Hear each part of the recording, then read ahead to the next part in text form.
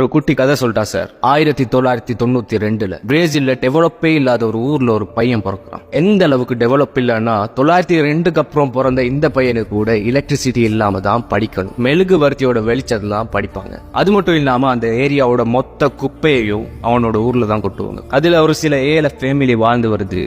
அதுல ஒரு பையன் தான் இவன். அந்த பையனோட அப்பா ஃபுட்பால் பிளேயர் ஆகணும்னு ஆசைப்பட்ட ஒரு ஆளு. அவரால் ஆக முடியலன்னு பையனையாச்சும் ஆகணும்னு ஆசைப்படுறாரு. ஆனா எந்த கிளப்லயும் சேர்க்கறதுக்கான வசதி இல்ல. நானே என்னோட பையனை ட்ரெயின் பண்றேன்னு முடிவு பண்றாரு. அதுக்கப்புறம் தான் ஃபேமிலியோட ஆக்சிடென்ட் ஆகுற. பையனோட காயத்துக்கு 11 தையல், அம்மாவுக்கும் காயம், அப்பாவோட முதுகெலும்பு உடைஞ்சிடுது. அதுக்கப்புறம் நடக்க முடியாம போயிடுது. அப்பா அந்த பையனை பார்த்து சொல்றாரு, நீ இனிமே இங்க இருக்காத, இங்க இருந்தா நீ குப்பை பொறுக்கிற பையனா தான் வளருவ, உன் தாத்தா பாட்டி வீட்டுக்கு போயிடு, முன்னேறுவ, அப்பதான் நீ நல்லா வருவ அப்படின்னு சொல்றாரு. அழுது சொல்றாரு. ஆனா அந்த பையன் அந்த ஃபேமிலியை விட்டு போகல. அதே குப்பை கொட்டுற ஊருக்குள்ள வளர்ந்தான். தனியா பிராக்டிஸ் பண்றான். மெழுகுவர்த்தி 2 வச்சு கோலா வச்சு அதுல கோல் போட்டு பிராக்டிஸ் பண்ணுவான். இவனோட இந்த திறமை ஒருத்தரோட கண்ணுல படுது. அவரோட பேரு டுங்கா. அவர் இந்த பையனுக்கு செலவு பண்ணி ஒரு கிளப்ல சேர்த்து விட்டுறாரு. அந்த கிளப்ல சேர்ந்து 1.5 வருஷத்திலேயே பெர்ஃபெக்ட்டா பெர்ஃபார்ம் பண்றான். அதுக்கப்புறம் ரியல் மெட்ரிட்ல சேர்க்கறதுக்காக 35 மில்லியன் ஈரோ கடன் வாங்குறாரு. ஆனா அந்த டைம்ல ரியல் மெட்ரிட்ல டேவிட் பெக்கம், கிறிஸ்டியானோ ரொனால்டோ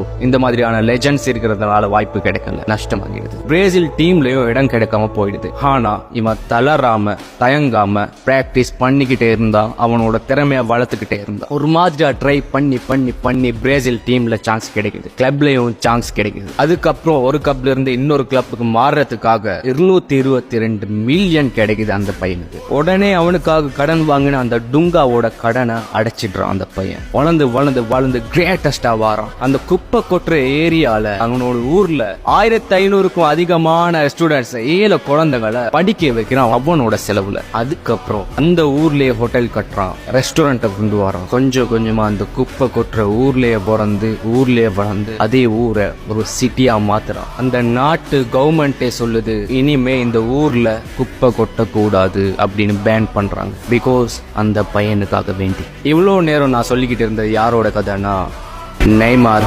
ஜேஆரோட கதை.